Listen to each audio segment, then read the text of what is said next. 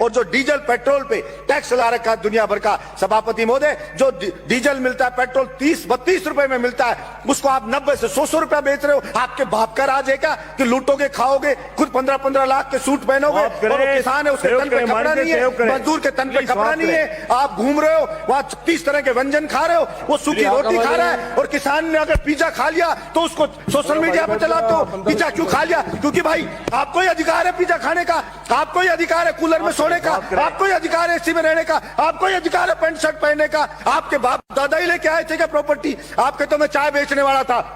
मैं पूछना चाहता हूं नरेंद्र मोदी जी, कितने चाय बेचने वाले 15-15 लाख का सूट पहनते हैं? सभापति महोदय, भाड़े के टट्टू रख रखे, सोशल मीडिया पे रख रखे हैं, वो मोदी करते हैं, वो उसकी बड़ाई करते हैं, वो भड़ाई करते हैं। और मैं कहता हूं ऐसे ही चाटुकार, और कुछ चाटुकार होते हैं, वही उसको मरवाते हैं, वही उसको बर्बाद करवाते हैं। और यही हश्र आप देखना सभापति महोदय, ये केंद्र सरकार का होने वाला है। इसलिए मैं तो मांग करता हूं यहां से कि नरेंद्र मोदी को हाथ जोड़ करके और सर झुका करके और माफी मांगनी चाहिए देश के किसानों से कि मुझसे गलती हो गई, मेरी मति भ्रष्ट हो गई थी, मेरी बुद्धि भ्रष्ट हो गई थी, इसलिए मैं अहंकार में आ गया था और मैं माफी मांगता हूं, मैं इन बिलों को वापस लेता हूं और एमएसपी पे पूरी फसलों को खरीदे। विनाश काले विपरीत बुद्धि, किसी भी राजा का विनाश आ जाता है ना, विनाश आ जाता है, तब वो इस प्रकार का एक्ट करता है कि मैं जनता की मांग को नहीं सुनूंगा, मेरा करना है जो कर लीजिए। चाणक्य ने भी कहा है कि अगर वास्तव में जनता विरोध में आने लगे, जब वास्तव में राजा को लगे कि सड़क पे जनता उतरने लगी है, तो उस अहंकारी राजा को तुरंत उनकी समस्याओं को ध्यान में रख करके समाधान करना चाहिए, वरना जनता उसको उठा के कुर्सी से मोदा पटक देगी। ये उस राजा को ध्यान रखना चाहिए। मैं कहना चाहता हूं मेरे इस सदन से कि नरेंद्र मोदी जी को भी ये अहंकार नहीं रखना चाहिए। ये जनता उठा के ऐसा पटक देगी कि वो कल्पना भी नहीं कर सकते। और वही लोग जो आज मोदी कर रहे हैं, जो आज जयकारे लगा रहे हैं, वही उनको गाली देते हुए नजर आएंगे कि इस मोदी के कारण हम बर्बाद हो गए, सब कुछ लुट गए, जनता की गालियां खा रहे हैं। वो सब के सब कहना पड़ेगा। देश जो बना है वो यहां पे रहने वाले लोगों से सभापति महोदय देश बना है।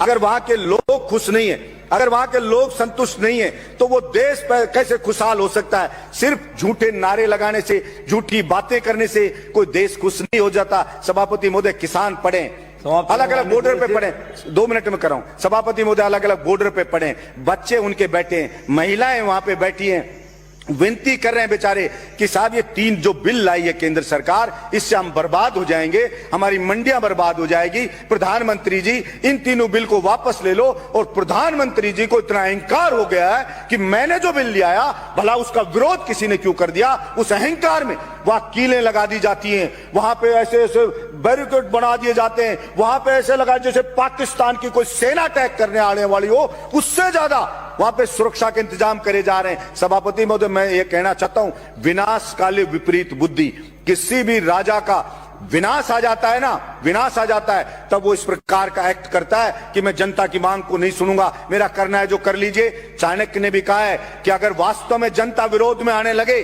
जब वास्तव में राजा को लगे कि सड़क पे जनता उतरने लगी है, तो उस अहंकारी राजा को तुरंत उनकी समस्याओं को ध्यान में रख करके समाधान करना चाहिए, वरना जनता उसको उठा के कुर्सी से मोदा पटक देगी। ये उस राजा को ध्यान रखना चाहिए।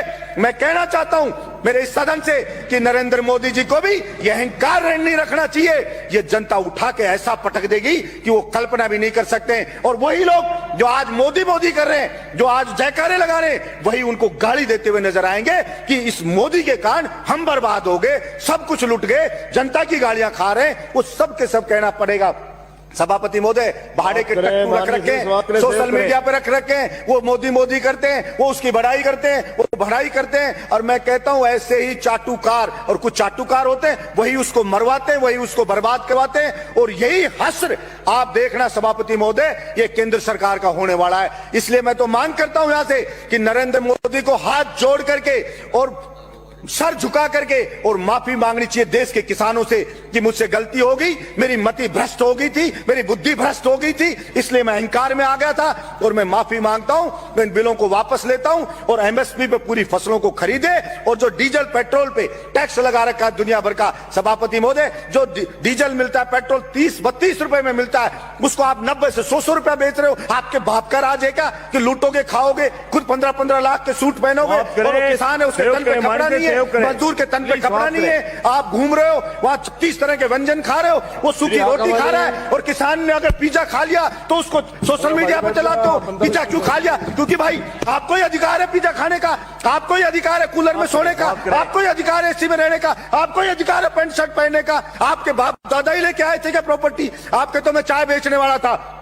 मैं पूछना चाहता हूं नरेंद्र मोदी जी, कितने चाय बेचने वाले 15-15 लाख का सूट पहनते हैं? और वो किसान है, वो कल भी फटी धोती में था, आज भी फटी धोती में था। फिर कहां से आप जनता के तेजी हो गए? आपने मूर्ख बनाया, भावनाओं को भड़काया जनता की को, और आप जनता को भड़का के वहां बैठ गए, और इस बात का पाप लगेगा। और आपको मैं तो कहता हूं कि देखना, इसी जिंदगी में रहते रहते आपको सजा भुगत के जानी पड़ेगी। ये मैं आपके बीच में कहना चाहता हूं। धन्यवाद सभापति महोदय।